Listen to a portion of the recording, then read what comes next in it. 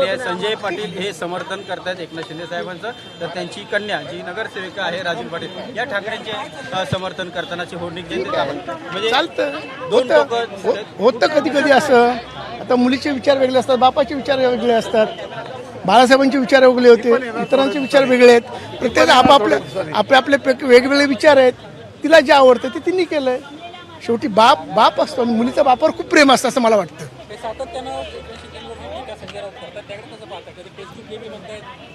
बघा, संजय राऊतची मानसिक परिस्थिती फार खराब झालेली आहे.